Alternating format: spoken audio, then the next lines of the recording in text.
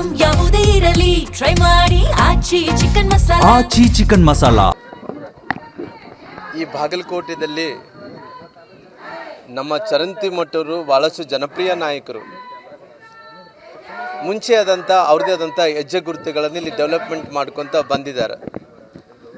ಹಂಗಾಗಿ ಇವತ್ತು ನಮಗೆ ವಾತಾವರಣ ನೋಡಿದಂಥ ಟೈಮಲ್ಲಿ ಭಾಳಷ್ಟು ತಿಳಿಯಾಗಿ ಕಾಣ್ತಾ ಇದೆ. ಖಂಡಿತವಾಗಿ ಭಾರತೀಯ ಜನತಾ ಪಾರ್ಟಿ ಚರಂತಿ ಮಟ್ಟವರು 100% ಗೆಲುವಾಗುತ್ತೆ ಅನ್ನೋಂಥ ವಿಶ್ವಾಸ ಇದೆ.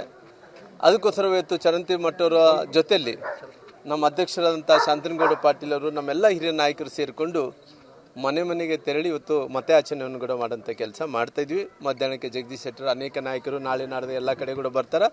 ನಾವು ಕೂಡ ಕೊನೆ ಚುನಾವಣೆ ಆಗೋ ತನಕ ಕೂಡ ಇಲ್ಲಿ ಮತ್ತು ದಾವಣಗೆರೆಯನ್ನು ನಾನು ನೋಡ್ತಿರ್ತೇನೆ. ಹಾಗಾಗಿ ನಿನ್ನೆ ನಾನು ಸನ್ಮಾನ್ಯ ಈ ರಾಜ್ಯದ ಮುಖ್ಯಮಂತ್ರಿಗಳಂತ ಸಿದ್ದರಾಮಯ್ಯನವರು ಬಜೆಟ್ಟು ವಿಚಾರವನ್ನು ಅವರು ಉತ್ತರವನ್ನು ಕೊಡೋಂಥ ಕೆಲಸ ಮಾಡ್ತಾಯಿದ್ರು. ಅವರು ಬಜೆಟ್ನಲ್ಲಿ ಉತ್ತರವನ್ನು ಕೊಡುವಂಥ ಟೈಮಲ್ಲಿ ಒಂದು ಮಾತನ್ನು ಹೇಳಿದರು. ನನ್ನ ತಂಟೆಗೆ ಬಂದಂಥವ್ರು ಎಲ್ಲರೂ ಕೂಡ ನಾನು ನೀರು ಕುಡಿಸೋಂಥ ಕೆಲಸ ಮಾಡಿದ್ದೀನಿ ಅನ್ನೋಂಥ ಮಾತನ್ನು ಕೂಡ ಸನ್ಮಾನ್ಯ ಸಿದ್ದರಾಮಯ್ಯರು ಹೇಳಿದ್ರು. ಆದರೆ ನಾನು ಕೇಳ್ತೀನಿ, ಬಹುಶಃ ನೀವು ನಿಮ್ಮ ತಂಟೆಗೆ ಬಂದಂಥ ಎಲ್ಲರೂ ಕೂಡ ನೀರು ಕುಡಿಸೋಂಥ ಕೆಲಸ ಮಾಡಿದಿರಿ. ಜೊತೆಯಲ್ಲಿ ಇವತ್ತು ನಿಮ್ಮ ತಂಟೆಗೆ ಬಂದಂಥ ಡಿ.ಕೆ. ಶಿವಕುಮಾರ್ ಅವರು ಕೂಡ ನೀರು ಕುಡಿಸೋಂಥ ಕೆಲಸ ತಾವು ಮಾಡಿದಿರಿ. ಹಂಗಾಗಿ ಇವತ್ತು ಈ ರಾಜ್ಯದ ಜನರು ನಿಮ್ಮನ್ನು ನಂಬಿ, ನಿಮ್ಮ ಮಾತುಗಳನ್ನು ನಂಬಿ, ನಿಮ್ಮ ಗ್ಯಾರಂಟಿಯನ್ನು ನಂಬಿ ಇವತ್ತು ಎಲ್ಲರೂ ಕೂಡ ಮತಗಳು ಹಾಕಿ 130 ಸ್ಥಾನಗಳು ಗೆಲ್ಲಿಸಿದರು. ಇವತ್ತು ಗೆಲ್ಲಿಸಿದ ನಂತರ ಜನರಿಗೆ ಏನು ತೊಂದರೆ ಮಾಡ್ತಾ ಜನರಿಗೆ ಯಾವ ರೀತಿಯಲ್ಲಿ ನೀವು ಇವತ್ತು ನ್ಯಾಯವನ್ನು ಕೊಡ್ತಾಯಿದ್ರಿ? 2-3 ವರ್ಷದಲ್ಲಿ ತಾವು ಕಳೆದಾಕಿರೋಂಥ ಅಭಿವೃದ್ಧಿ ಕೆಲಸಗಳು ಏನಿದೆ ಅನ್ನೋಂಥದ್ದು ಮುಂದೆ ಜನರ ಮುಂದೆ ನೀವೆಲ್ಲರೂ ಕೂಡ ತಿಳಿಸ್ಬೇಕಾಗಿದೆ. ಹಾಗಾಗಿ ಇವತ್ತು ನೀವೆಲ್ಲರೂ ಕೂಡ ನಾನು ಸಿದ್ದರಾಮಯ್ಯರು ನೋಡಿದಂಥ ಟೈಮಲ್ಲಿ ಅವತ್ತು ಯಾವ ರೀತಿಯಲ್ಲಿ ಆಂಜನೇಯ ಸ್ವಾಮಿ ಭಗವಂತ ಯಾವ ರೀತಿಯಲ್ಲಿ ಸಂಜೀವಿನಿ ಪರ್ವತವನ್ನು ಹೊತ್ಕೊಂಡ್ಬಂದು ಅವತ್ತಿನ ಏನು ಲಕ್ಷ್ಮಣನ ಉಳಿಸೋಂಥ ಕೆಲಸ ಮಾಡಿದ್ರು, ಆ ರೀತಿಯಲ್ಲಿ ಇವತ್ತು ಜನರಿಗೆ ವಿಶ್ವಾಸವನ್ನು ಕೊಟ್ರಿ, ಆಶ್ವಾಸನೆ ಕೊಟ್ರಿ, ಎಲ್ಲವನ್ನು ಕೂಡ ಕೊಟ್ಟು ಇವತ್ತೆಲ್ಲ ಕೂಡ ಪೊಳ್ಳು ಭರವಸೆಗಳಾಗಂಥ ಕೆಲಸ ತಾವೆಲ್ಲರೂ ಕೂಡ ಮಾಡಿದ್ರಿ.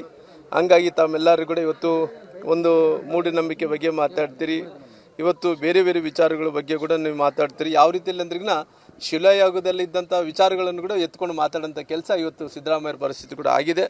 ಹಾಗಾಗಿ ಇವತ್ತು ಒಂದು ಕಡೆ ನೀವೆಲ್ಲರೂ ಕೂಡ ನಿನ್ನೆ ಬಿಲ್ ಪಾಸ್ ಮಾಡೋಂಥ ಕೆಲಸ ಕೂಡ ಮಾಡಿದ್ರಿ. ಬ್ಯಾಲೆಟ್ ಪೇಪರ್ ಬೇಡ, ಇವತ್ತು